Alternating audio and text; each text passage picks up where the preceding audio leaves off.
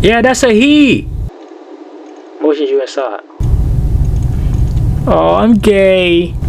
Oh, I'm gay. I'm so gay, bro. I'm gay.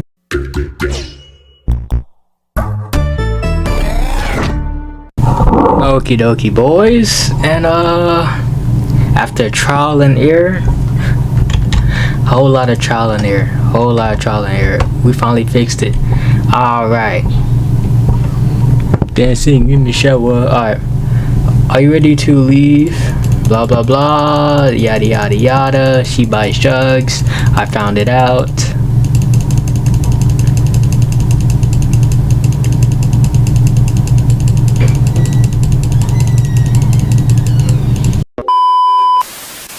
And cut.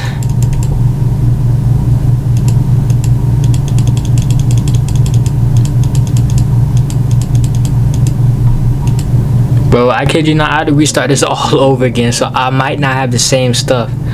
You open your eyes, it's a new day. Last night seems so far away. You can almost pretend the horrors you witnessed in were nothing but a nightmare, chased away by the harsh morning light. But you know that the fierce spirit of Charles Shine Jr. yet lingers locked behind the doors of the town hall. It's still tied to the earth by its hatred of you and Tabitha. And shoulder runs down your spine. But your thoughts are interrupted by the buzz of your phone on the nightstand. Is that Stella? Man, I freaking can't. Hey, have you heard from Stella? I haven't been able to get a hold of her. I thought she might have at least checked in on it with you. You check your messages, there's nothing from Stella. Bro, Stella, you good? You didn't text me last night, like last video. We gonna text you. Hey, you good? We're gonna joke around with her a little bit. I know she's frightened, but like, how's my favorite Cryptide hunter? How's it? You wait for a silent. Says undelivered. We're gonna call her.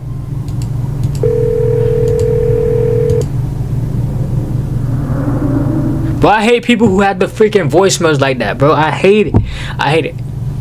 I'm kidding, I have it too. I can't hate people if I'm doing it too. The phone right now, this is exactly a recording of my voice. It's really me, technology, huh? Anyways, leave a message or don't. I'll never check this thing. The mailbox is full. I can't accept calls at this time. I haven't heard from her either.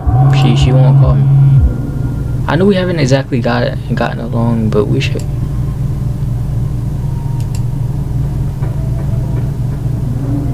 We're gonna visit the possum. You still there, Mr. Possum? Oh, the two possums. Oh, okay, they're both. Alright. Wave at them. Alright, I'll see y'all later, Mr. Possum. You wave at them and they continue to stare with blankly in response. You close the drawers. This is their home now. There's nothing you can do to change that. Man, we're gonna take a shower. You step into the guest shower and this,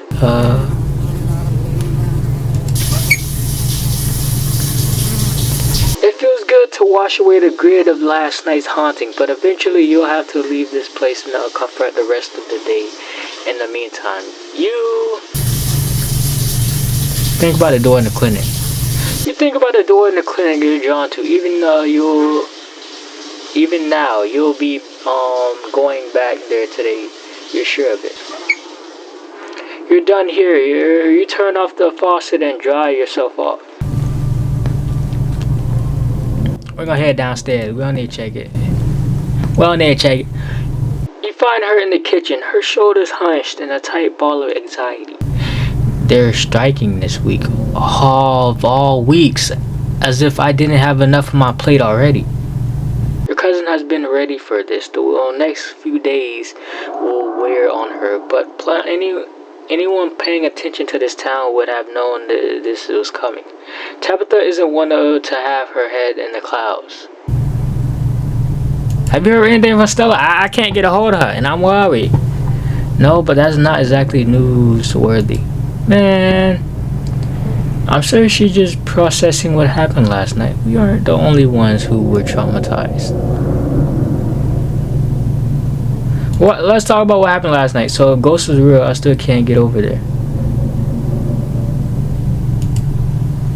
I can't get over that. What does that actually change about anything? I still have a mind to run, and you still have a funeral to attend. Do you regret leaving Charles down there? Not at all, and I don't care if Grandma Eddie killed him. What? The past is the past, and neither of us are anything to do with it.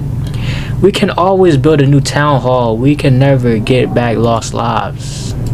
That's the same thing with them though. They had their lives to live too, and your ancestor killed them. But I'm not saying you should risk your life. And yeah, I'm still mad, bro. I was getting close with Tabitha, and I freaking restarted the whole game, bro. I was getting close. Me and her were like this.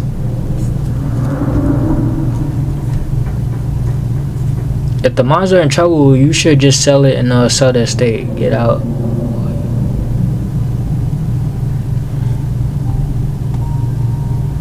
Talk about the strike.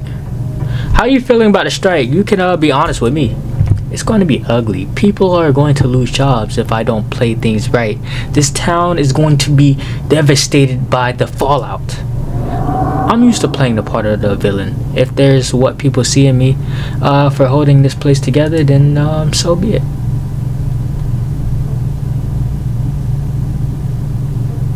Want me to infiltrate the strike?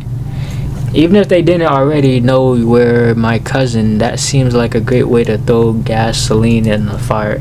This is my problem to fix. Your only job is to stay safe until the funeral is over.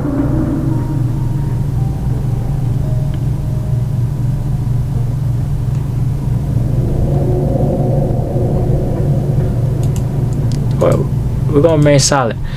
I've dwelled long enough. Stay safe. No more hitchhikes. But let me know if you get into trouble, okay? Tabitha slips past you, her heavy boots thumping down the hall as she marches away to face her employees. Time to figure out the rest of your day.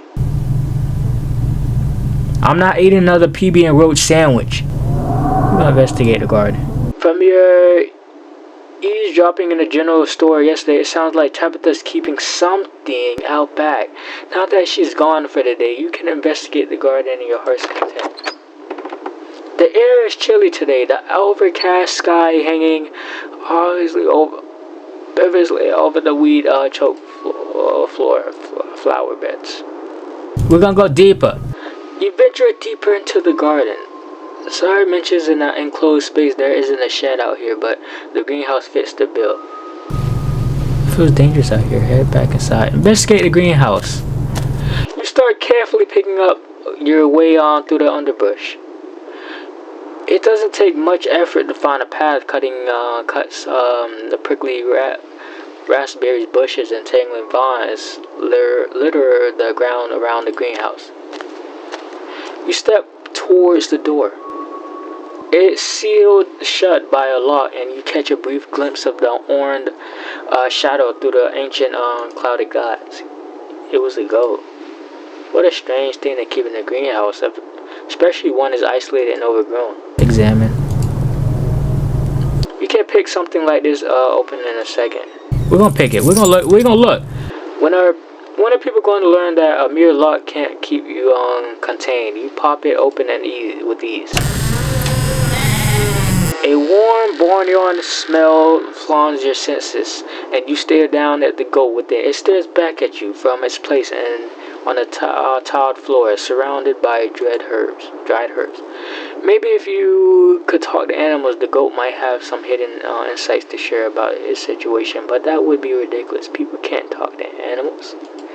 Man, that is so... I'm leaving, bro. You can have that goat. I ain't gonna hold you. I'm not gonna stop you. The door's already open. Do you think for a moment about whether you should keep it away? We're gonna close it. Street smart. You close the door behind you. You reapply the lock. Your cousins will be none the wiser about your love. You investigate the garden with Stella missing. It's best not to keep Ken waiting for much longer. Gonna head back to town. I'm not eating no roach, peanut butter, and J sandwich. We head to the front door and begin your trek to the town below. I'm not doing that, bro. It has ruptured. The sun shines down through a thin layer of clouds, illuminating the path in a watery gray light. Glimpses of the pale figures dot your browser. It hasn't seen ditchlings in the middle of the day before. They're getting older. For real? Oh, that is scary. As you continue the trek to town, you pause to stare out in the mountain range beyond the hollow, contemplating a world that's blissful, unaware of the danger threatening the citizens of this town. The world outside feels less real with each passing day, as the strange reality of what's happening in Scarlet Hollow gently uproots from what you've always taken to be untruths of our world. Your everyday worries seem too distant, overshadowed by the fear and dread that hasn't stopped building up since the moment you stepped off that bus. It isn't long until your journey from estate is over and you once again find yourself on the main street of Scarlet Hollow. How you doing, Ken? Hey, you made it. I still haven't heard from Stella, and I've already been a bunch of these ditchlings surrounding around the broad daylight. I know my mom said they're harmless, but we should start looking for her. So how are you mentally? That's a great question. My concept of how the world works is being shattered a little more each day. So that's cool. Every day I feel more and more like I need to get out of this town before it shallows me up whole. But I've always kept feeling like there are too many reasons to stay. Like right now, I can't leave until I know Stella's okay. But with all her folks gone, the only people she has are her friends. And as her best friend, I can't just let her go running off into the woods, get eaten by the Bigfoot. And my mom is just so chill right now. It's driving me nuts. She knows something. She knows something. Anyway, that's how I'm doing probably about this poorly as everyone else who was at the library last night, except for maybe Stella. I'm supposed to see your mom at some point today. Maybe she'll finally shed some light on things. I'm supposed to see your mom, yeah. I'm not sure what she's planning to tell you today, but she couldn't have told all of us last night. Maybe she's going to read your fortune. I should probably stop making fun of her whole new age and mystical vibes. Lots have happened the past few days. Still, there's be plenty of time for tea after we've looked for Stella. I was kind of surprised you reached out to me after all the issue between you and her. I was surprised, yeah. I care more about finding Stella than I do about the ongoing battle between me and your cousin. And I'm not going out there alone because the last thing I want is to go missing while looking for someone who went missing. We do everything in groups from now on. Alright, I guess we should get started then. Let's get it started in here. Yeah, we're burning daylight. Where to first? Okay, let's go to Stella's house. We should go to cops. No, we should check Oscar. No, let's check out the diner. Let's go into the mines. Let's check out the church. I suppose.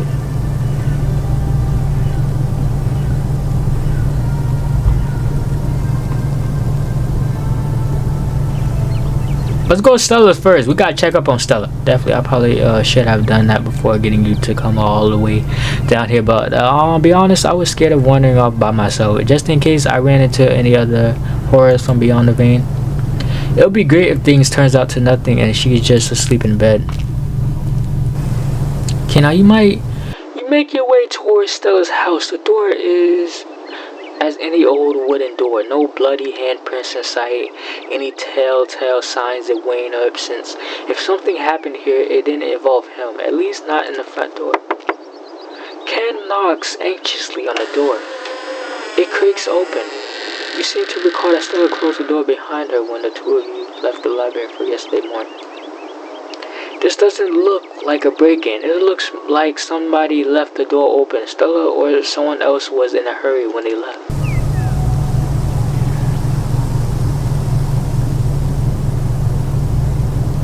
Yeah, I don't think Wayne came.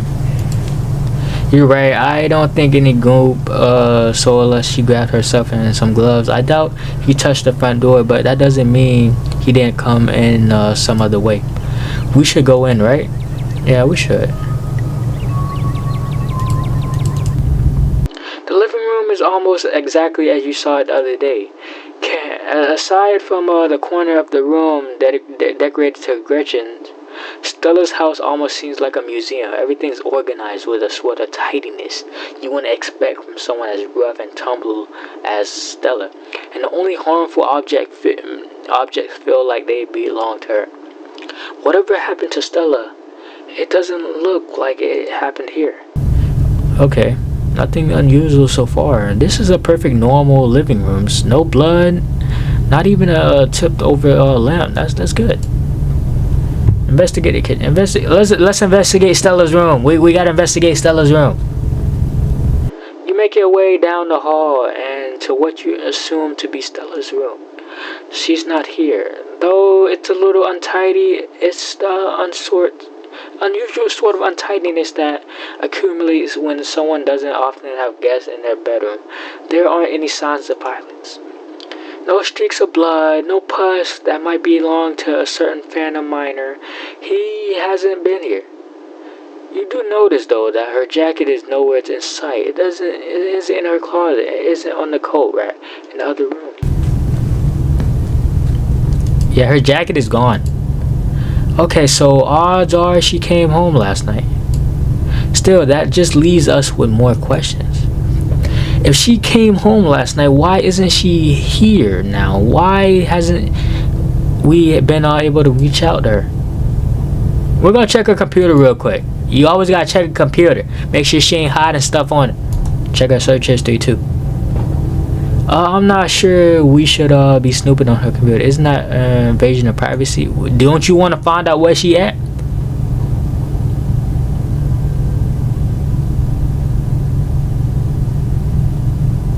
What if she's got some look?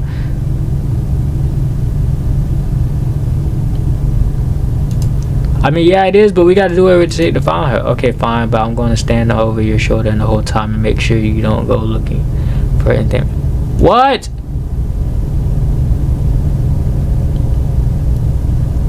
Stella's desktop is cluttered, and there are simply too many files and folders to fit on her monitor, and overlapping each other, the multi-layered display.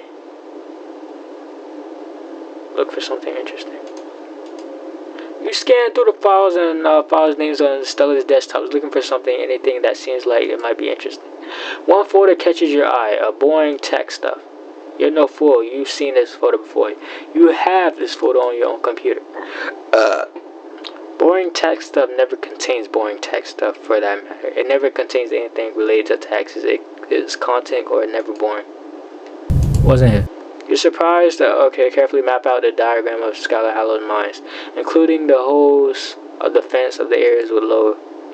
There's also a handful of old photos of Stella and Tabitha together, teenagers. Tabitha wears an grin, an authentic, joyful smile, and Stella's eyes are somehow brighter, less tired. See, Tabitha, that's the smile I like, bro. What happened to that smile? Both of them seem to be living in a happier time.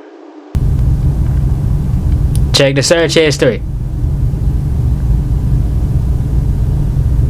I think this is a waste of time. I ain't gonna get out of here.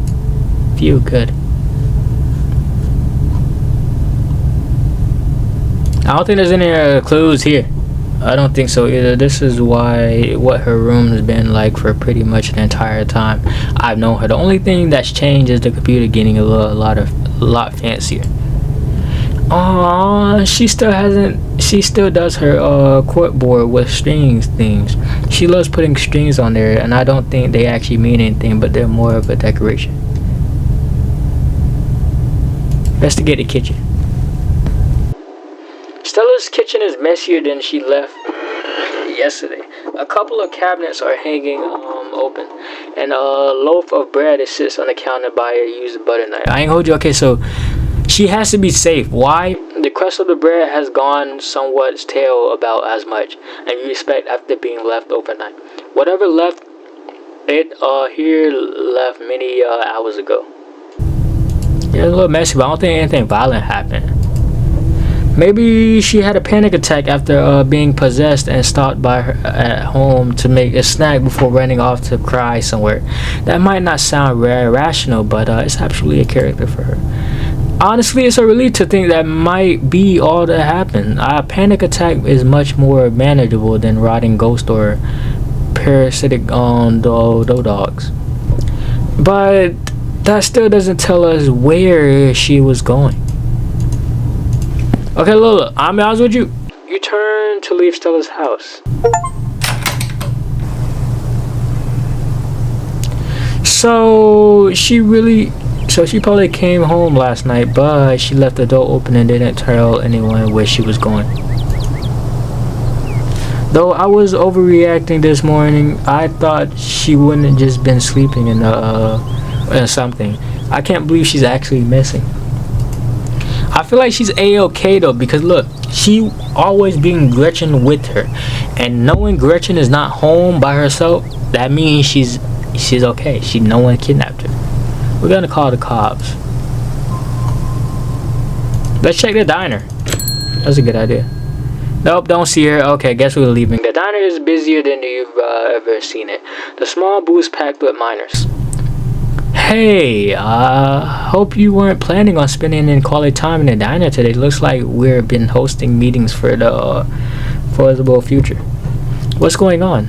There's a strike up at the mines. They've made the diner their base of operation. How good for them. It's about time something like this happens. This is great for business. These fellows can have as much free coffee as they can drink if they keep piling up like this.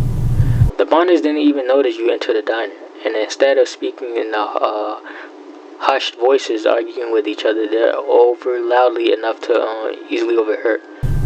I guess the shift schedules are pretty brutal, and I'd like more vacation days. I'd love to be able to see my family around the holidays, and better health benefits would be amazing, but what if she decides to fire all of us?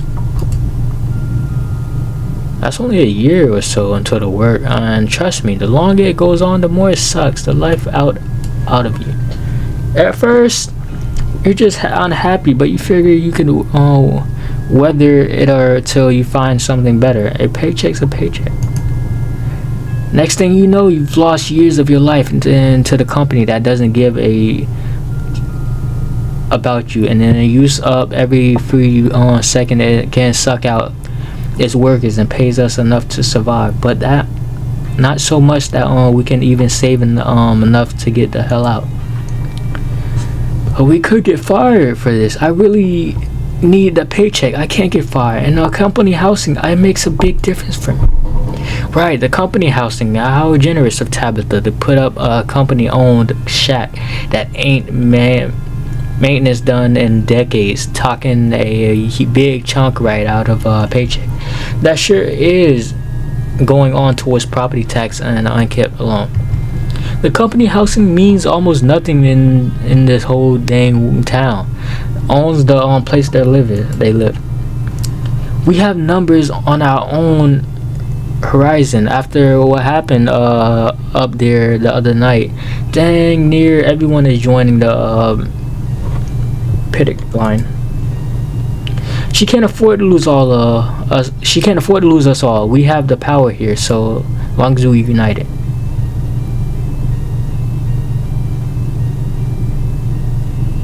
I guess we should get going. Wait, hold on. Before we go, any of y'all back there happen to see Stella today? She's been missing all since last night. The YouTuber? We ain't seen her. Voice drops to a barrel altitude mumble. I hope she's okay. She hasn't been around, but I'll let you know if I hear anything. I guess that's that. Return and leave the diner. Ken trailing close behind you. There's no sign of Stella. I suppose we can have tea with your mother. Sure, we can honor her. We can humor her. She's probably going to give you some rocks or bundles of herbs for protection or something, which might actually work. Who knows? Guess there's only one way to find out.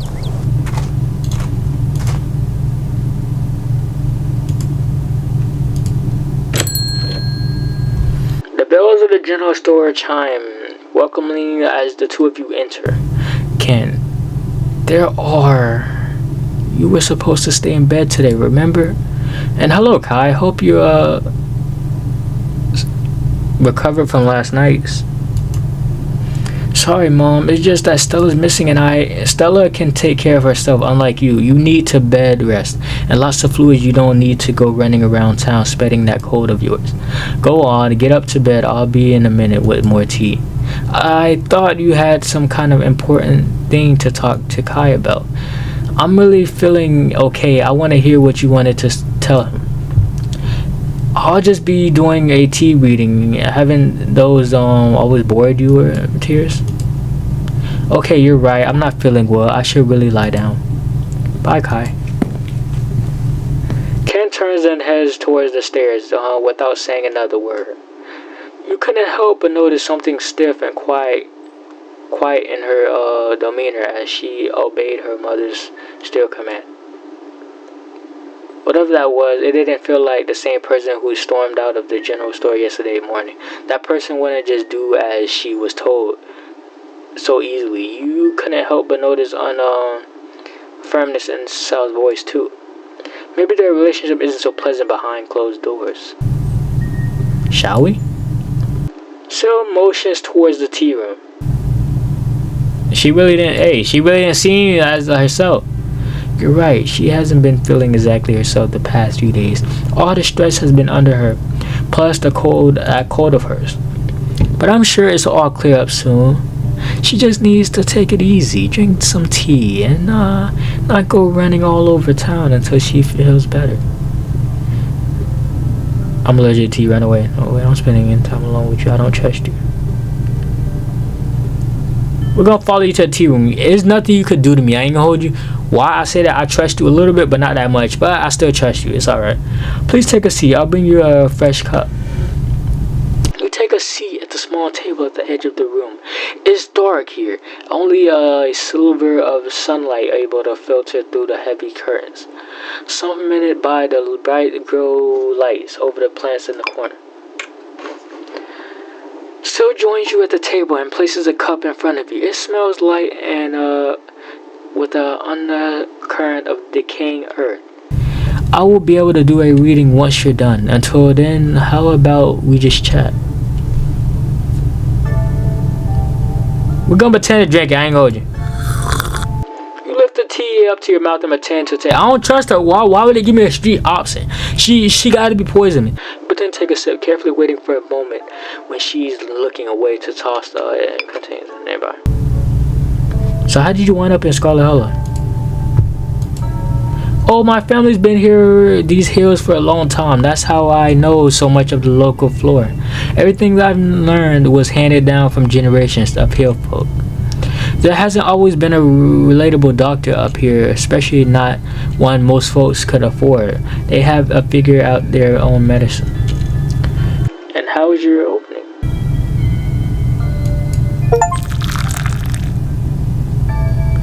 You take advantage of Sue's broken attention to quickly dump your tea into one of the pots behind you. Throw the tea to the ground, store them, take hands. All done. Should it do some good? It's one of my more blends. Now to business. Oh dear, this doesn't bode well. You got just about every warning that can fit in the bottom of the cup. Cross kettle, hourglass, all of these mean death, miserable difficulty. And hourglass ties up all together with urges. It's fair to assume that this is all has to do whatever brought the ditching. Something is coming, and whatever any of us can stop it. I'm not sure, but we may at very least be able to figure out what it is. And there's a central figure here, a cat, an enemy lurking in the plain sight.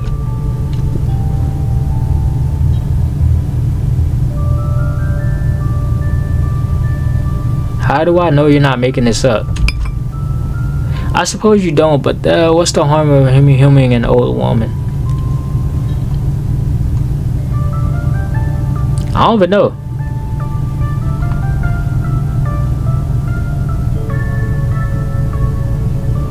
Yeah, it gotta be that. That gotta be the cat, the freaking pixel. Hey, she is vicious. Dear, the cat isn't a little cat. Like I said, it's a symbol, an enemy lurking in plain sight. Probably a human enemy, but almost certain not a cat. You don't have to figure out an answer right away. It often takes time for the mind to connect the dots. Just be on guard and keep the feeling that someone close to you isn't to be trusted. We know about the distance that something terrible is coming your way, and it's likely that it's connecting to some hidden enemy. Perhaps we can try to counteract whatever might be planned for you. Judging by what you told me last night, these stone carving seals, whatever you want to call them, I think it's likely they have something to do with this. Until the cat is to reveal itself, it seems like your best course of action is to seek these carvings out, piece together what they could from your visions, and arm yourself with information. Have you sensed any others around town? Do you think you might be able to have another? Your thoughts drifted to the door yesterday. That one seemed to draw you, urging to deeper into the clinic. Even just remembering it is close enough to tug at you, compelling you to return and open it. See what's on the other side. You can find Stella later. Maybe you should find her there. What's important now is finally seeing what's hidden in the clinic. You didn't get all this from it. Of course not. The T's are really a guide. Some things they can help confirm suspicion or fill in where my intuition falls short. My family has lived in these hells for a long time, as has yours. I know the Scarlets have secrets. I know Vivian was scared for you, but your place in all this is something we have to figure out together. And that's where little tricks, little leads comes on handy. But we shouldn't digress. Do you know where you might find the next stone? I think I found one in the clinic. That's good. If you can find your way back inside and uncover another stone, that could give you a leg out. You'll just have to be careful to avoid the doctor. Something tells me she won't take too kindly to you sniffing around her clinic. If I could recall correctly, there's a hill that'll take you nearly all the way to the second story, and she never locks any of her doors up there. Just in case that's helpful information, I think that's all the help I can offer. I hope this conversation has been illuminating, even if I just brought up some questions and giving in clear answers. Haha, you dummy. The magic is fake. I'm gonna leave the tea room. You leave the tea room. Thank you again for humoring an old lady and stopping by for a chat. With a small grunt of effort, Syl gets up from the table and escorts you back to the door. Remember, be careful who you put your trust in. According to your tea, the cat is getting ready to pounce, and merely being ready for it not to be enough. Syl closes the door to the tea room. The bills of this door strangely flat in the stale air of the nearly empty general store. Checking on Ken. You're not going anywhere before checking in on Ken. You make your way upstairs. Knock, knock, knock. Mom, I really don't need any more tea. I think I'm just going to lie down for a while.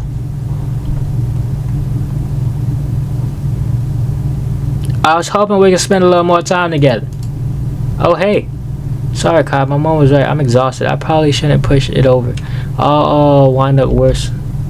Man, it looks like you're on your own. You make your way out of the general store and down the road of the clinic. You make your way up to the familiar hill past the rows of rage houses that make up the Scarlet Hollow's residence area. Man, that is gay, bro. I swear if I had hot, she'd let me in. It isn't long before you find yourself outside of Dr. Kell's clinic. Its secrets you to find a way in. Even at the bottom of the hill, you can already feel the presence. It's like a magnet that has been fixed to your rigid, gentle tugging you toward guiding you towards whatever emits this compulsive frequency.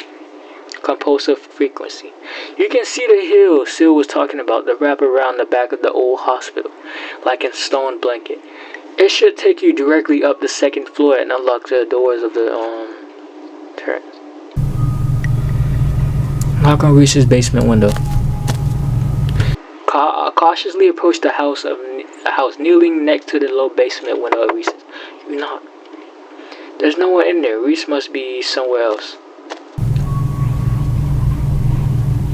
Street smart. It's a doctor's office, not a Fort Knox. Why would the clinic door even be locked?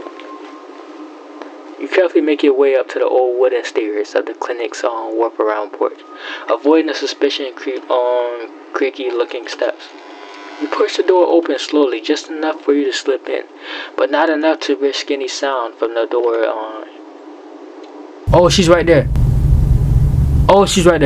You can see the dog at the desk in the same room and down the hall. She hasn't noticed you. You shut the door silently and watch her closely. You're in the clinic, free to explore as you please.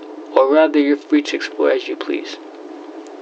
You can feel the odd sensation again now, the nagging pulling of whatever it was that wanted you to find it. You've been caught by its gravity and overwhelming curiosity guiding you around the corner and towards a dark doorway under the stairs. It's been left ajar as inviting you to enter.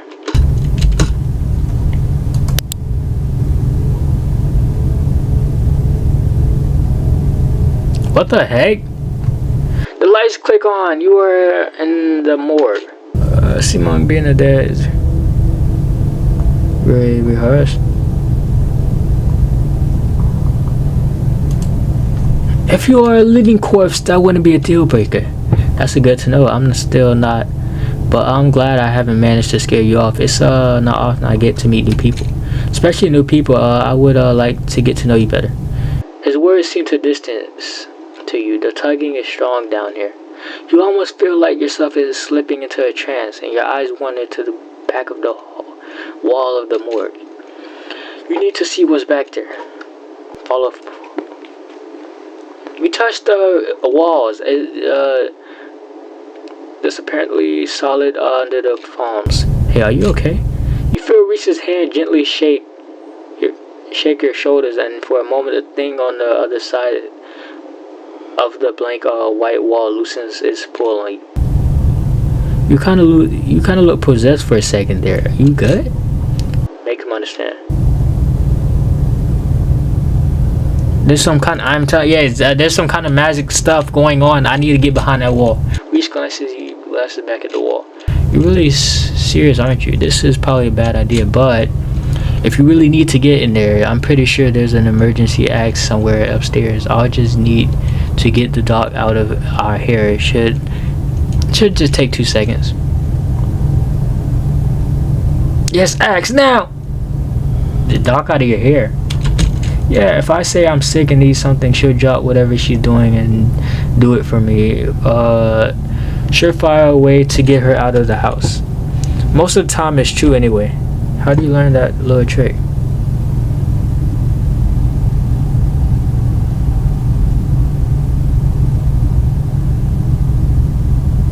Wow, manipulating your illness. Classy. Call me a manipulator all you want, but sometimes I just need time to myself. If that means I have to a little white lie every now and then, so be it. I can live with that. Sounds great. Lead the way. Sweet. Be right back. He strides past you, his long legs moving swiftly. He seems excited. His usual dorm replaced with an uncurious pep with face with a prospect of sneaking around and trailing down the halls. You hear his soft voice filtering in through the open door. Wait, at the door on top of the stairs, a sickly edge added for effort as he speaks to his mother. Hey, Mom. Reese, I don't know what I didn't know you were awake. I still feel like But I think I can finally try it and keep some juice down. It looks like we all out though. Really? I thought I just picked up some. I got an errand to run on Main Street anyway. I'll go pick it up, orange juice and some ginger ale too. That would be amazing. Sorry, Tax. I know you're probably busy. Hey, it's no problem. It doesn't take long. Don't do anything too strenuous while I'm gone. Just lie in bed till I get back. Thanks, Mom. I'll just take it easy. You hear footsteps move down the hall and then a front door opening and closing. It worked. The erratic rasp has left his voice excitement rising in his place. Come on up. We don't have long until she's back. As you step out of the morgue, you relax the extra space between you and the carvings. As weekend hold on you and with your desperation to claw your way through the wall. It's one of these emergency fire axes, so it should be pretty obvious wherever it is though. I'm not sure where she would be keeping it. I'll show you around. Let's try the doc's office first. You make your way to the doorway of her and now vacant office. I don't see the axe in here. He's right. A cursory glance reveals nothing but stacks of paper and cabinets of medical supplies. But something on the desk catches your eye. Some sort of records with your family's name on them. Streets might pick it up. You snoop on the file, tucking the documents in the later push. Reach watches you with curiosity. Stealing medical documents? If my family's gonna keep secrets, I learn what I can. Totally. Steal anything you need to. We've got a mystery to solve. I'm not gonna stand in your way. Hey, thank you. You know what? This is a W. Let's check the medical supply room next. I can imagine a room full of chemicals being a place somewhere I might want to keep an axe. Better be careful stealing stuff in here there though. That might really get on you in trouble. You turn around and leave the office. It's time for you to move on. Come on, let's keep going. There it is. Looks like it needs a key though. We'd better not break the glass. I'd rather explain why I had to steal the axe after we've had a chance to use it. There must be a key in here somewhere. We stopped to listen to something. You can hear it too, but even so, the sound of footsteps just outside the clinic. Shoot, she's back. You hear the front door. How do you get juice that fast? You hear the front door at the clinic open and close. The creak of its hinges echoes down the hallway. Footsteps start down the hall. She's heading this way. Quick, we gotta hide. You gotta. I mean, I gotta hide. I don't know about you. You live here. I'm not supposed to be in here. He opens the closet door and... Yeah, that's a he. Motions you inside. Oh, I'm gay. I'm gay. I'm so gay, bro. I'm gay. You slip past him, scrunching into the small spaces as you best as you can. He attempts to slide in after you. Let him in. You make space. He slips in next to you, closing the door just enough that you can both still monitor the entrance and the supply room. Dr. Kelly storms in plastic bags and this towel. She takes everything out of the bag and places it on the counter. And she hurls back out, bagging or rustling as she makes her way back down the hallway. We'd better wait a second just in case. Now that I know he's a man, I am not flirting with him, bro. The two of you stand in the tension of silence, both crammed into the suffocating closet, taking hollow breaths as if she could hear you breathing from the other side of the building. But the footsteps soon return. Dr. Kelly makes her way back towards your hiding place, creaking floorboards broadcasting her location all the way to the hallway, just outside your hiding spot. His head squeals suddenly. That was the door to the house. We're in the clear, let's go. The two spill out of the closet. Reese quickly and quietly starts pulling out the drawers and scanning for a key. Let's investigate this. The strange fuzzy fruits. Georgia, you step forward to take a closer look. It looks out of place in the steel countertop. Its broad 8-pronged leaf already riding its unnatural lighting. Your thoughts are interrupted by jingling of keys. Sweet, found them. They're just coded too easy. Reese unlocks the cabinet and offers you the axe. Here's your axe. He hands you the axe and pauses, realizing you've been poring over the weird little plant. That was what she took out of the bag, right? That's weird. Does she make her own medicine? She's not a pharmacist. I don't think she's supposed to do that. This is just supposed to be where she stores medicine. She orders from a pharmacist over in the road. He picks up the plant. Weird little alien little fruit. It's gotta be medical, right?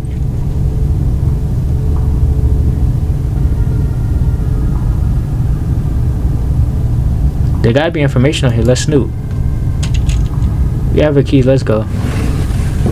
He starts unlocking drawers. Medical supplies. Name brand meds. He pauses at the next drawer. Mysterious unlabeled notebooks. This is about me. There's stuff in here from when I was like 12. It's kind of like a diary. What the hell is this? Something about another episode? Guessing she's referring to me on my rough nights. Oh, here we go. There's some illustrations. He glances to the strange plant on the countertop. It's that she used that to make my medicine. Extract by boiling berries. Great, she doesn't say what the berries are or what she's extracting.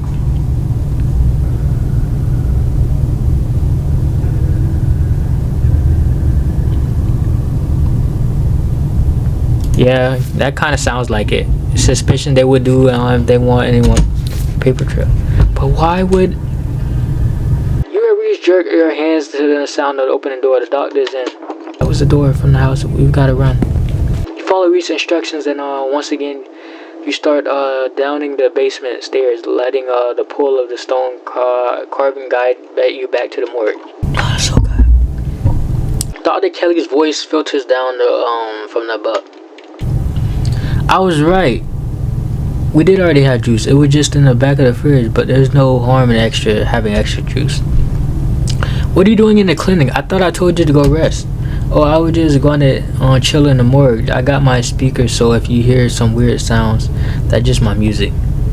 I'll be sure to put the ear plugs to drown out all the industrial clangings you listen to. You know, I'm not the biggest fan of you spending time down there.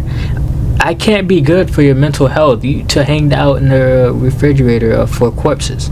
Do you at least have a blanket in this time? Yeah, I'll be fine. It's just a change of scenery. My room feels too claustrophobic right now. Okay, I'll let you know when it's time for dinner. You hear the door closes and the sound of Reese's descending the stairs to join you in the room below. Hey. Wall, wall, wall, wall, wall. Wall now, yes. May I make the first blow? Go for it. Alright. You approach the far end of the morgue and axe practically singing through the air as you strike the wall. The first cut appears surprisingly amount of reassurance. There is some structure behind it, some wood frame holding it in place, trying to stand between you and what waits for you on the other side. You stagger back from the massive hole in the wall and admire your effort. Holy! The splintered edges frames darkened passage seem to cut deep into the side of the cliff, cold seemingly from the forgotten place into the already frayed morgue. As he takes a better look at what lies beyond the wound on the wall. There's a whole hallway back here. Thick stale air leaks from the hole, filling the morgue with an earthly mildew smell. like the room is slowly filling with dirt. And with the stink of the ungrave-like room beyond comes an even strong composure. You step forward, and you climb into the hole. This is wild. I have no idea any of this was here. An entire hospital wing rotten for decades behind the flimsy dry wall. His voice sounds distant as your soul focuses finding on your feet. Without promoting, you stumble down the hallway towards the far wall, barely registering the antic clutter as you statter past it. Whoa, are you okay? You don't respond and you don't bother to retrieve the axe. The wall is rotted. Water damage has gotten away with wood over the course of unknowable years. The planks nearly reduced to sawdust. You tear it down. Wow. They said there's nothing they can do. I'll never use my legs again. Roach, what am I going to do? Nonsense, Teddy. These doctors don't know what they're talking about. I've been doing my own research and I found us an alternative, someone who can fix anything in fell swoop. We'll take you home today, and by this time next week, everything will be resolved. Everything goes black. Your vision swings back into the focus, and it takes a solid second or two to reordinate yourself. You're in unfamiliar bed. Reese leans against the wall, eyeing you with concerning and curiosity. Hey, I was worried you'd slip into a coma or something. You tore down the wall like a wild animal, found some weird carvings and collapsed. I think you might have had some kind of seizure. Are you okay?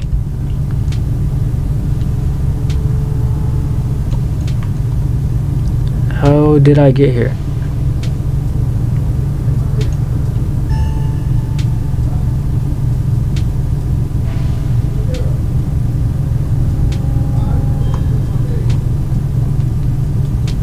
Does Dr. Kelly know I'm here?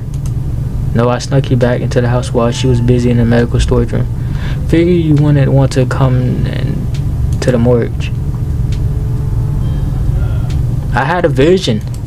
Like a hallucination. I have those sometimes too. I used to have them a lot as a teen. Always just the weird little things, like my hands would look wrong, or my neck would seem too long, or the room would feel smaller. I still have the documents, right? Yeah, you should still have them on you. Sure enough, you pulled out the file containing the medical documents about your family. We're gonna look at his death. Born in September 1887, died August 20, 1957, age 69, cause of death, fall from a cliff. This was the coroner's report attached.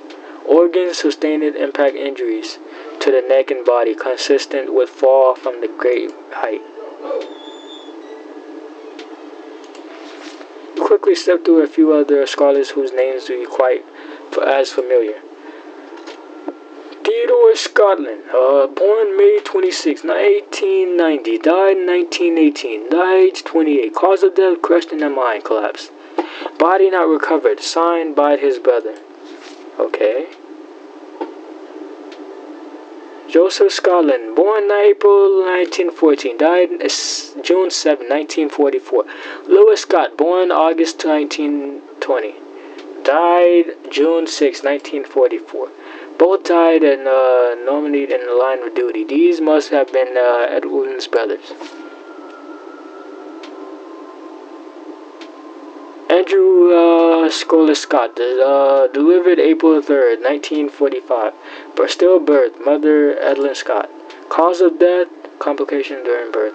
No doctor present at Berlin. There is no doctor present at the birth. And how brutal. There's some information missing there.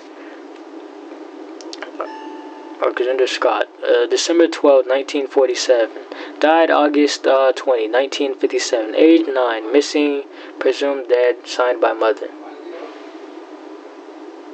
Alex, the owner of the doll, so she went missing. Marilyn Scott, September 3, 1946. Died October 30, 1963. Age 17. Cause of death, complication. Dang. Signed by her. Dang. Why they all down like that?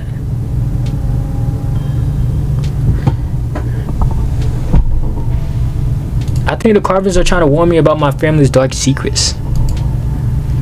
An old family like yours? I believe it. Hopefully there's all ancient history though.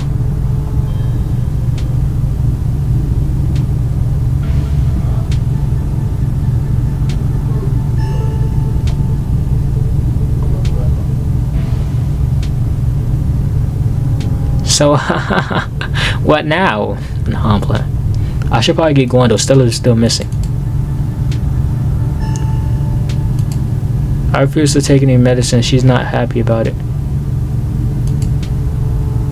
But after I read this, there's no way I'm going to take any of it she gave me. She's been poisoning me for years.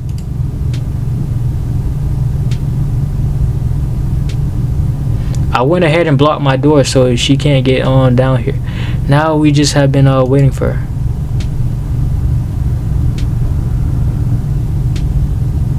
But why would your mom poison you?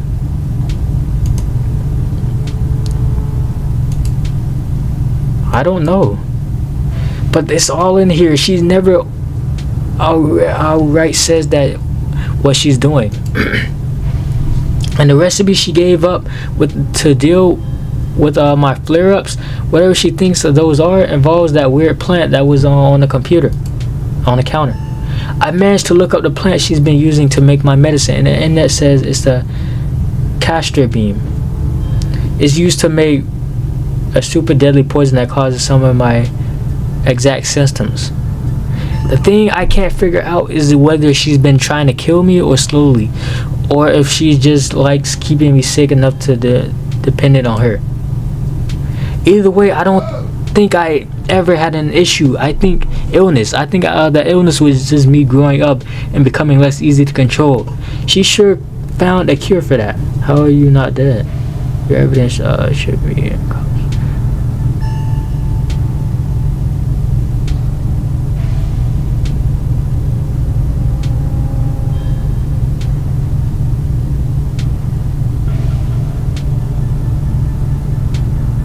We should get. I know that we should. We need to get you out of here. Who knows what she might have do when she finds out you know. Where would we go? The only person I know who has a car can, and she's not answering her phone. I don't know anyone else. I don't have any other family to go to. I never even finished high school. When I get out of this house, I don't know how I could make sure I don't wind up right back here.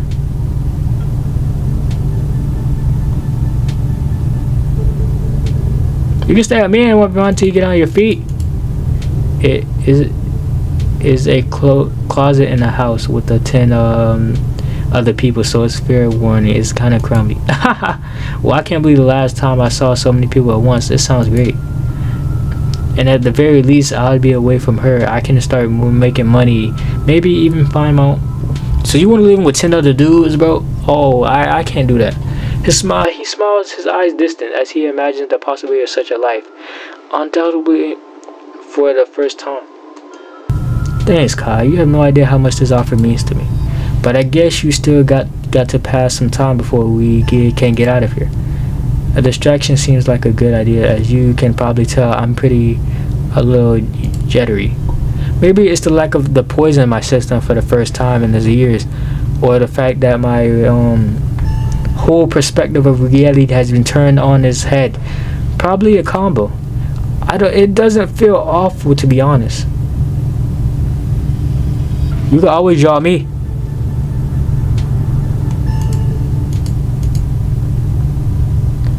If you're sure you're okay with sitting for a portrait, I'd love to draw.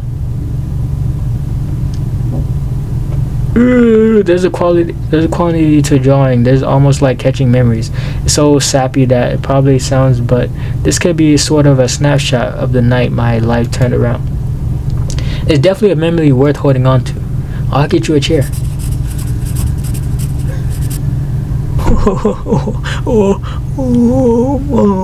He excitedly hurls across the room, pulling up a couple of chairs. You can see the difference in his energy now that he hasn't had his daily dose of poison. He's more talkative, less slouch. His long limbs no longer tucked in his sides. May I touch your face? Yeah, no.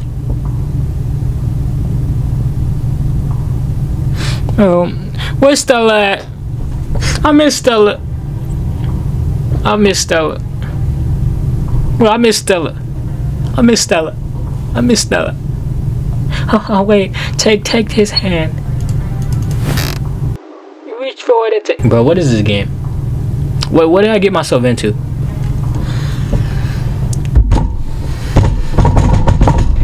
Okay. Yep, nope. No, never mind. Let's get. He reaches out again and the fingertips. Bro, get out of my face. Yes. Kai, don't get any closer to that thing. It's time to go home. That thing. So, if I'm putting my... Kai, don't get any closer to that thing. It's time to go home. Okay, so look. If I'm putting 2 and 2 together, Reese has something growing inside him. That's why she's been poisoning him. And him saying that thing made me... My suspicions even clearer that he is not human. That voice. I know that voice. Without any word, Wayne starts pounding on the window. Good luck. Freak, that glass is shatterproof. Enemies upstairs, enemies outside. We're surrounded. Even if I get out of this house, I won't be safe. You won't be safe. Why did he call you that thing? Why did he call you that thing? Why did he call you that thing? Because he's some kind of monster and he wants to be dead. Can't you feel that? The murderous intent and practically oozing from him. But I'm not weak anymore. I can fight back. I don't have to cower in fear from people who want to hurt me. I can protect both of us, Kai. Window shatters.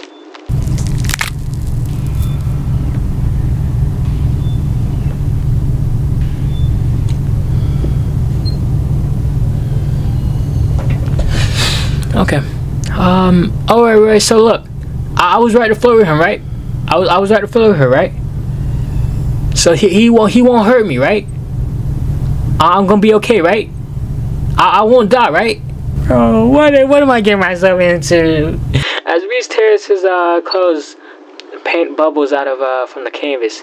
His ghoulish figure peeling themselves out of their two-dimensional worlds, invading yourself, crawling up the walls. Grab my hand. I'll pull you out. Leave us alone.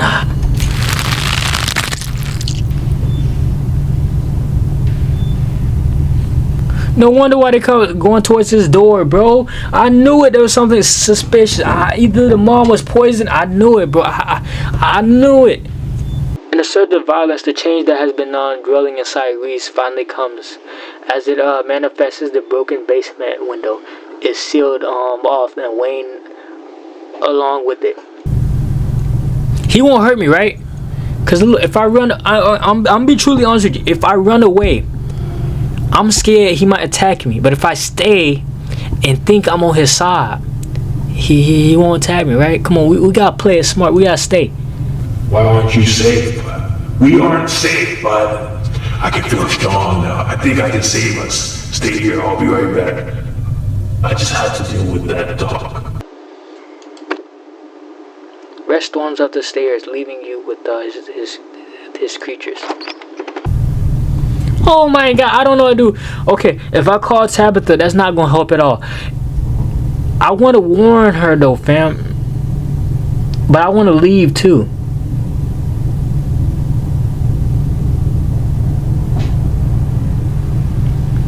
Bro, I want to leave, bro. Man, freaking Wayne, come help me out. You know,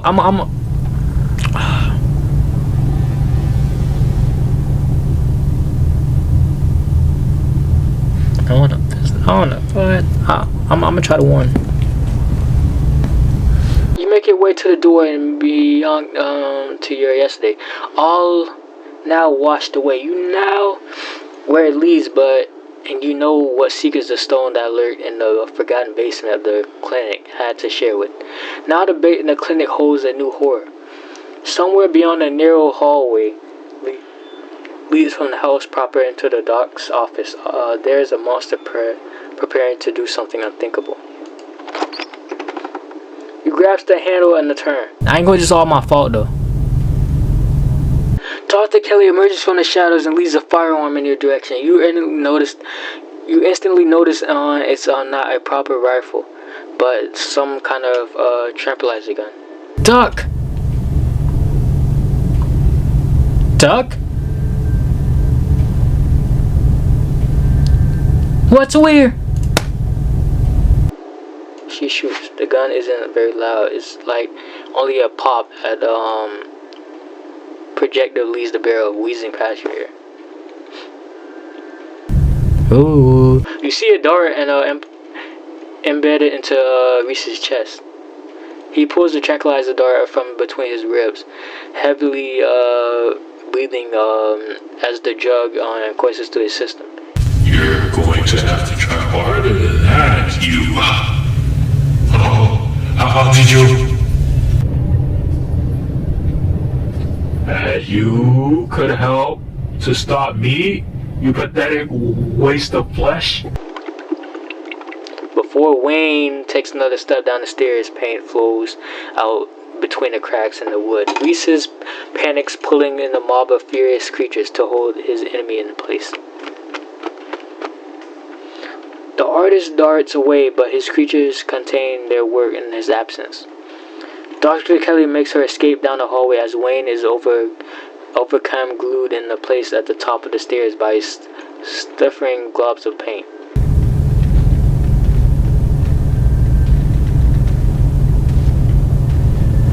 I'm gonna run after Dr. Kelly. You follow toward braving the outsider Reese's creature, dodging them as best you can, and as you try to see where Dr. Kelly went. The door in the front of you is smoother than paint. Hey! Dr. Kelly's voice is cracked out of the unspeaking speaker. You, Kai! I'm stuck in a safe room. I can't help you from here, but you can help the both of us. What the hell is going on with your son? I wish I knew he was fine until he hit puberty. Everyone was raised as a teen as it was gonna be but they don't know the half of it. I need you to get the medical storage room. I'll give you further instructions where you're there. You turn back around and head to the medical storage room. I'm here. Great. Now listen to me. I need you to use the black tape key to get into the cabinet and bring me the elephant tranquilizer. Don't tell me that's him. It's a bottle label. Bear tranquilizers clearly aren't cut anymore.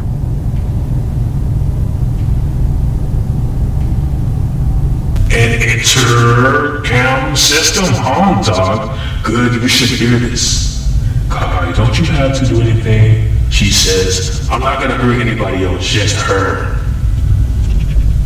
If I don't, you and I both know she's just going to shoot me full of elephant tranquilizers. Did I hear that right? And I shaved me back down the hall basement or maybe someplace even worse, and keep killing me every day for the rest of my major boy extents. I feel amazing right now. I feel better than I ever in my life. It's not dangerous. I'm not dangerous. She's just scared because she knows she has to finally pay for what she's taken from me. I'm not gonna let you kill someone, dog. Can you two just get along? I don't feel like. Can you two just get along, bro? Like I don't. I'm scared. Okay, look. I ain't hold you in a predicament like this. I'ma do whatever you say. I don't want to get hurt. But at the same time, me letting another human another human individual die on my behalf, then it's my fault. I'm gonna have guilt on my consciousness. So it's like 6, 7. No, I'm playing. I'm sorry. But okay, but it's like, do I want to help, or do I want to like let my guilt just eat away? Do I want to help or let my guilt eat away? It's like, it's hard, bro. I don't want to help, but I don't want to die either. I like my life. Come on, I like my life. No, sorry, we're past that point. I want, even more than that, I want security. As long as she lives, I'm in danger. Reese, I love you. I never wanted to get to this point. Don't try to make up for it now. It's too late. If you want a good relationship you had your chance, and you decided to convince me I was dying instead of just letting me exist. Enough. Reese cries out in pain. Oh, what the heck did you do to my shoulder? You can see the breath instant coming out of Wayne's sleeve. Just a flash of pale yellow, then it goes slinkering back into Wayne's shoulder. I'll handle it. Try to get somewhere safe until now.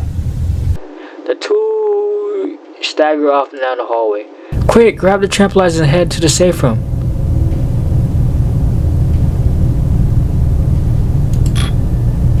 You do as she says. The tranquilizers is easy to find, marked with square black tape. You make your way onto the medical storage room and back to the hallway where Dr. Kelly disappears. As you approach, Dr. Kelly heaves open the door, slowly breaking apart the mass of the paint seal is shut. Harry! I don't think I can keep open for long. You slip past her into the safe room. She shuts the door quickly, though one of her little smurs manages to slip past her. She stomps on the painted splatters across the cement floor. It sounds like Reese and your friend are still fighting. We probably have a few minutes before he gets to here. What is this room? What is this room? Old X-ray room, lead walls. After realizing this whole situation was a possibility, I had the door reinforced with special remote control locks. Glad it could finally come in handy. Let's talk, Reese. Yeah, I bet you have some questions. Go ahead, I have nothing to hide. When did you find out? A little after he hit puberty. He had all unusual changes, then a few extra. Thickened nails, sharpened teeth, elfish ears. I figured he might have some kind of genital disorder or had some check them out. A few specialists here and there, but nothing obviously wrong with him. Then he had an argument and it changed right in front of me. It was nothing like what he is now. It just a couple of inches, some facial enough to be noticeable. I was scared he could see that and he stopped. I thought it was all one-off or maybe a hallucination. But then the second time it wasn't a subtle, and then it go away and easy. That's when I knew for sure that it was something beyond the realm of experience. How did he not know what he was? What is he? I ain't told you had to marry a demon, bro. What is he? At first I thought it was some kind of werewolf, but if it doesn't follow any kind of full moon rules or anything. Silver doesn't do his stuff to him. You've seen what he looks like. It's just weird. I almost wish I could examine him while he was full transformed, but I'm fascinated to know what happens to him or how his body does. But it seems pretty hell-bent on ripping my throat out, so I guess that'll just have to remain a mystery. Yo, what's his dad similar? As a strange little smile creeps onto Dr. Kelly's face. I wish I knew. Reese just kind of happened. It wasn't seeing anything. I just woke up pregnant one day and know how impossible that sounds? I'm a doctor, for Christ's sake. Yo, God is real. No, I'm playing. He's been real, but yo, I ain't told you either that. I don't know what happened, bro. Either he wanted you to have this kid for some reason, or some kind of demon, or I don't know what. I don't even know, bro. What? I kept having those weird dreams, almost like sleep paralysis episodes, romantic sleep paralysis episodes where they actually kind of sweet, but they were just dreams. Oh, she slept with a ghost. But then all of a sudden my period stopped, and I got morning sickness, and roughly 9 months later, Reese.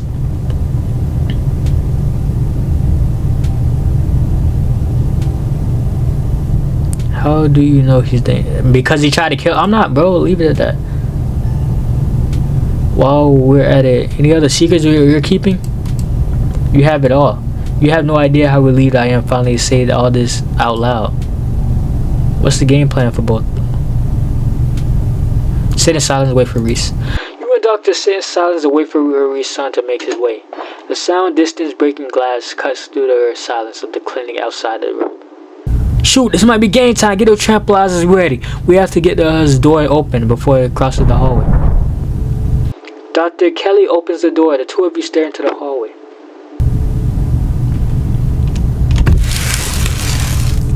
Scary.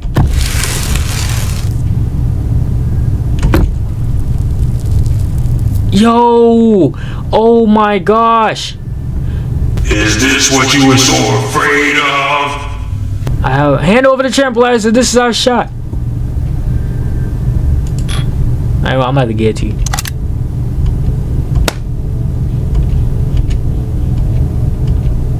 Kai, I thought we were on this together. And gosh.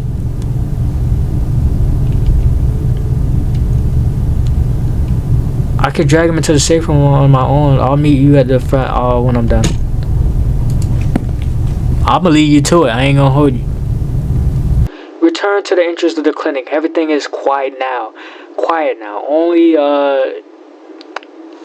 these are paint where recent minions have had once bull riled out the cracks of the wood. I ain't gonna hold you.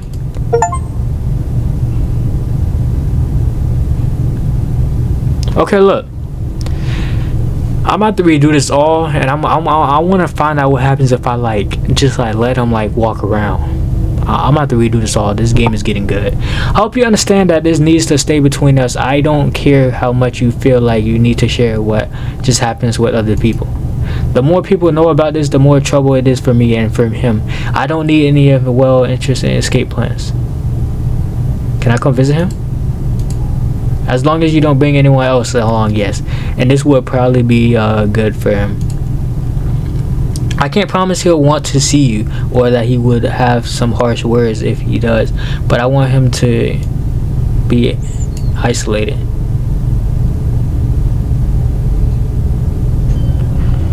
I feel so guilty. Join the club. But he is bound to figure out it sooner or later. I'm just glad there was an extra pair of hands around. It would be gone. It would have gone a lot worse. As much as I love to stand around chatting, I have to get to work. Gotta clean this place as best as I can tomorrow. And you should probably get home. It's dark. I'm sure your cousin is probably worried about you. You put your arms out for a hug. No offense, but I'm not a hug. Man. She firmly escorts you to the door. It closed, but no wonder why you look so much like her, bro. You freaking... The night is oddly warm compared to the chill of the day. Creeks singing quietly in the sleepy little neighborhood. Everything that happened in the clinic feels like a dream. And now that it's over, you realize how little it meshes with your understanding of the world. It's time to go home. You don't get far before you interrupted by the jingle of a dog. Gretchen appears at the edge of the road, running as fast as her leg pugs can carry. Bro, if I could talk to dogs, bro, Gretchen could tell me where she's at, bro. Oh my gosh. Gretchen sees this. She warns as she stares up at her from the ground, eyes desperate, anxiously jumping back and forth, darting in when you could try and lead her. Gretchen, where's Stella? Gretchen whimpers and starts trying to drag you towards the woods. I'ma follow you. Hey, never mind. I ain't gonna you a smart dog. I lied. She nervously runs ahead of you, and the whole time consciously looking back and make sure you're still there as she leads you into the dark woods. Before long, the trees thin, and you find yourself on a steep hill. Don't tell me. Oh my God! I thought she was dead. The two lane road line on the one side ish. They're sitting along log, staring morely at Stella. Gretchen runs up to her and sits in Stella's lap. Gretchen, you're back. Don't scare me like that again. You sit on the long log beside her. Kai, how did you... Wait, did Gretchen come get you? Wow, she must think I'm dying or something. What are you doing out here?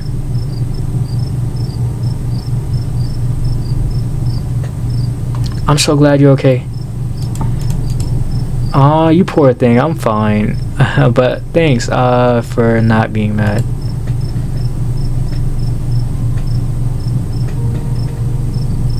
Just want to know, please talk to me. Stella faces you for a moment, this eyes trying to focus out the words a part of her thought she would never have to say out loud. And then she turns back into the road. This is where the accident happened. My parents died on this bench in the road. They were taking me to college and I was lying in the back seat. I had just rained and the sun was finally coming out.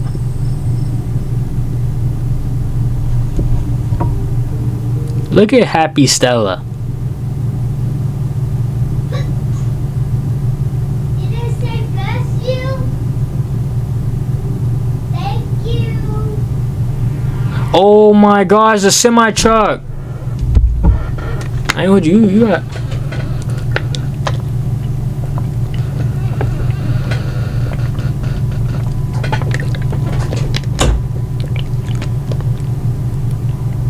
Oh, this is sad.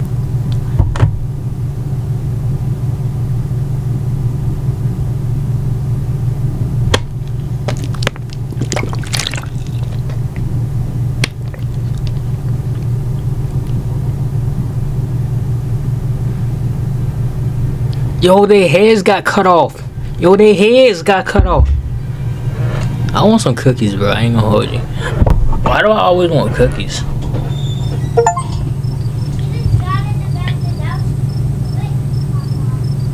I'm sorry, I know that's probably a bummer to talk about. It was awful, really. Messed up for a while. I think I'm still messed up. There's a whole years of my life after the accident I feel like they just never happened. Like everything I tried and remember is blank. All of these videos sitting on my channel that I don't even remember filming. It's scary. At least it hasn't been like that for a while, thank gosh. I've never talked about this stuff before with anyone.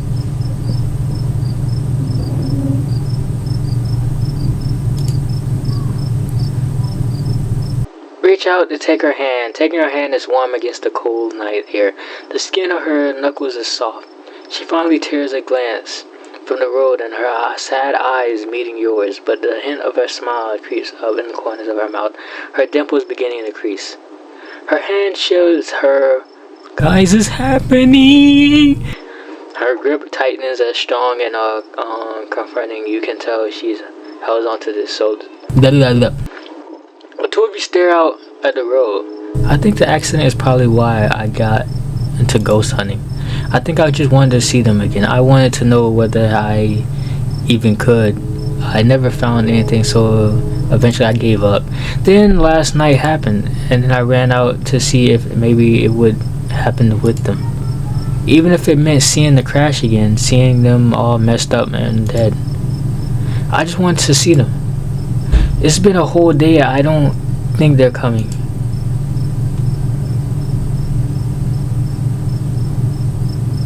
We could just wait a little longer. I'm smooth with it. Oh, you can't tell me nothing. I'm smooth. Stella nurses into you. Her whole muscled shoulders relaxes against your body. You share each other's warmth as you both stare at the quiet mountains road. Must be nice. Must be nice. Gretchen pants lazier in Stella's lap. Nothing happens. Nothing continues to happen for a few long minutes.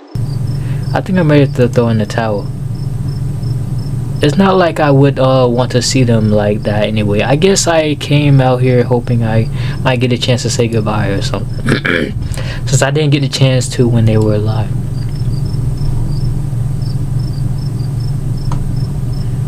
You could always say goodbye now. You carefully place your shoulder around her shoulders and pull her closer to you. You feel her chest on here against your cheek. She smells like a little sweetie and a little sweet. Sweaty and a little sweet. She faded scent of her shampoo with a natural perfume on her skin. Man, don't you love that smell? It's nice to take a deep breath, stroking her hair with her thumb, letting her lean onto you. She rests her head against your shoulder, closing her eyes gently.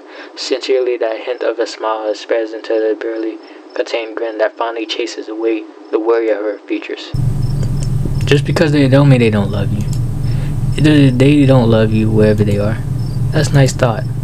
I've thought a lot about what might come after, whether there's somewhere else or if they just stop existing. I guess we've seen at least some evidence of afterlife. I hope that means that there's a good version too.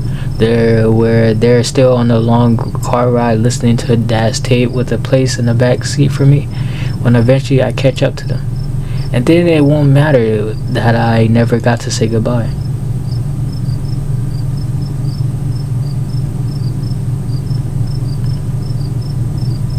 You could always say goodbye now.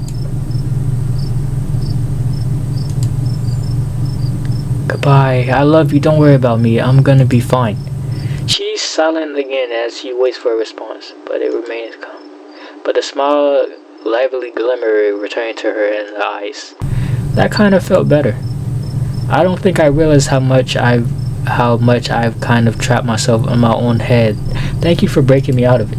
She straightens up, stretching her neck. Gretchen hops down from her lap, taps jingling in her quiet air.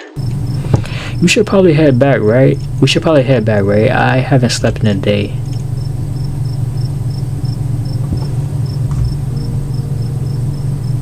She doesn't need to hear about this.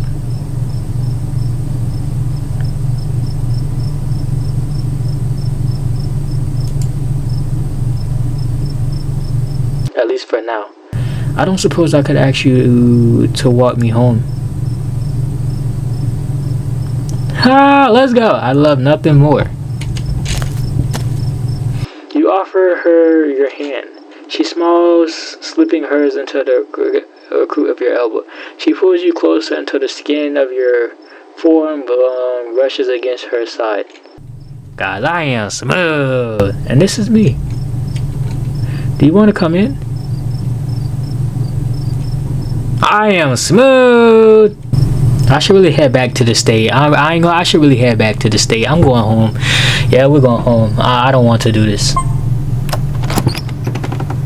Stella ushers you inside a barely contained grin, threatening to slide into an excited smile. Let me just go take a quick shower. I've been sitting outside for a day. I need some soap. Boys, we smooth. I'll just take a moment, then we can get cozy. Cozy?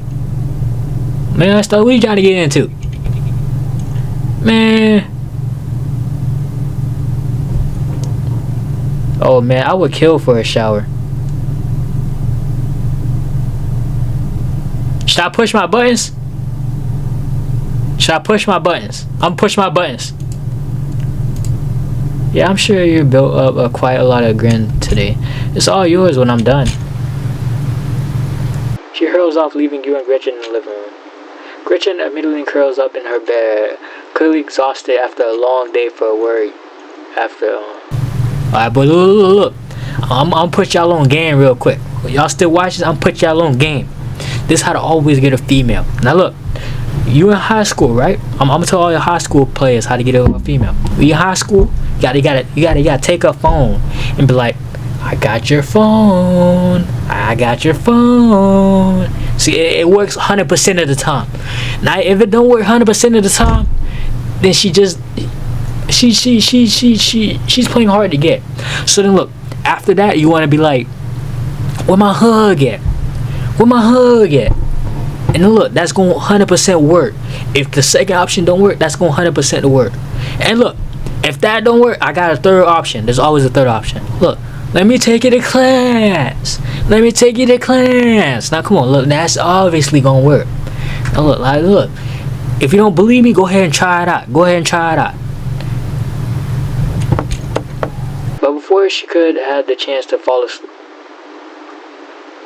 a heavy knock stutters you and Gretchen. Today, there's someone at the door. Man, y'all gonna ruin my night. I'm gonna tell like nobody home. Open the door, please, Kai. Man, bro, Wayne, why you gotta ruin my night? Oh, Wayne, why you like this, bro? Wayne, why you like this? Oh, Wayne, bro. Oh, you were such a D1 freaking. You were freaking well, what's that word again people be using? You were chicken blocking, bro. You were chicken blocking. Bro, you're a D1 chicken blocker.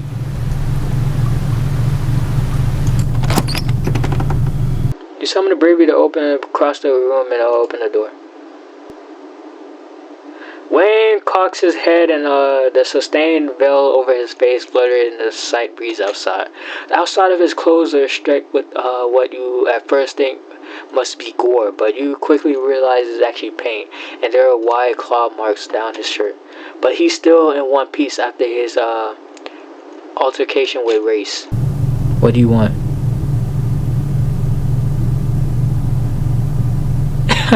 For real, bro, get out of here. Bro, get out of here. I'm in the middle of something. Man, you gotta get out of here. I'm in the middle of something. I'm aware, and I won't stop you. You have your little fun tonight. I just wanted to suggest how you spend your time tomorrow. You should take advantage of Tabitha's absence of the state. Forbidden places won't be forbidden without her around and stop. Do a little exploring. You might be surprised at what you find. He slowly steps back, shining his eyes fixed on as you disappear into the dark night beyond Stella's door. Okay, I ain't gonna you a W. I ain't gonna okay. Never mind. I'll take it back. Okay. Oh man, Wayne, you a W. You a W. I lied. Don't let me interrupt anything. You know what? You a W, bro. Calm down, Gretchen. Yeah, what? Were you just talking to somebody, Kai? Yeah, Wayne stopped by. He's still following you? Aren't you sure we're safe?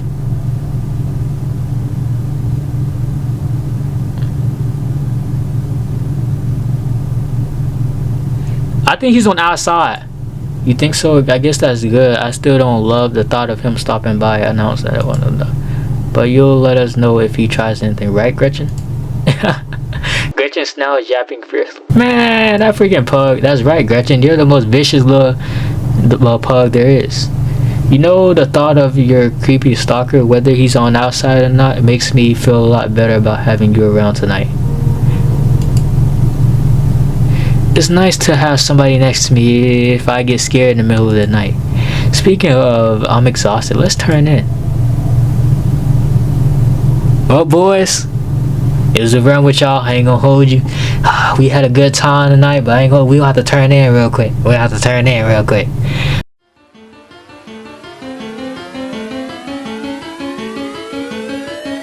But once you said you wanted a shower, sorry, let's a little cozy. Let's fresh some towels in the bathroom. I'll get some extra bathrobes. I can put your clothes through the wash so they'll be extra clean in the morning. And she do my clothes? Oh, and she do my clothes? It somehow feels like the longest, shortest shower you've ever taken. Too tired to think, too tired to process the flow of time. Stella sits outside the bathroom door and makes quiet and comfortable small talk with you. Then you're done. You dry off and step into one of your extra robes. So, are you coming in? I sure am. You walk by Stella and enter her bedroom. She gently closes the door behind you. Sorry I didn't clean up beforehand. You can think of it as the authentic Stella experience. Hey, I don't judge a book by its cover. Man, mine is worse too. She slips past and lies on the bed. Man, this is a freaking one better. Man, we freaking over here gonna have to man, we'll move out the way, bro. There's no room. Oh, there's no room. Move out the way. Man, ain't no room when it's bare. Lies on dresser's oversized t-shirt. You're quick to follow. She's warm and still slightly damp from her shower. Her skin fresh and flowery. She turns to look at you and smiles, dimples creasing at the edges of her mouth. I ain't gonna hold you. A woman smiles at me. She has dimples. Oh, she got it. You could kiss me if you want. Aren't you tired? If I'm being honest, I really not a kisser. I hope that's okay. We're gonna immediately fall asleep. You shift closer to her and close your eyes. The magnet pull rolls back on your spine and across your skin. For a moment that seems to last forever, you take in every detail of the world around you. The floor is scent of her shampoo, and beneath it slightly hints a campfire. The comforting heat of soft butt hands against your cheek. The thunder of your hearts beating every more quickly in union. The tension rises and rises, Tom seemingly without peak. And then it breaks. Her lips touch yours, they're fresh and mighty soft cool against yours, and guided with the gentleness of someone looking to hold on to the memory of the tonight for a long, long time. And then she pulls you closer, tighter. The two of you lose yourselves in each other. Wow, very, okay. Eventually, you two break away and open your eyes, glancing at each other from opposite sides of the pillow. You drift off together, limbs entwined, exhausted and safe and comfortable. Tomorrow may bring some new horror, or it might not, but whatever happens, you'll face it together. Well, boys, we had an amazing run. I ain't gonna hold you. Well, we schooled to deal with Stella. And yeah, pretty much it. Other than that, that's gonna be it for the video. We had an amazing run. I love all y'all. Really appreciate all y'all for paying attention, coming on to this little night, spending some time together. And then we're just gonna catch y'all in episode 5. I'll see y'all later. Remember, everything's gonna be a good day, and just change your mindset, change your perspective on things. Other than that, it's gonna be it. I'll see y'all later, and peace.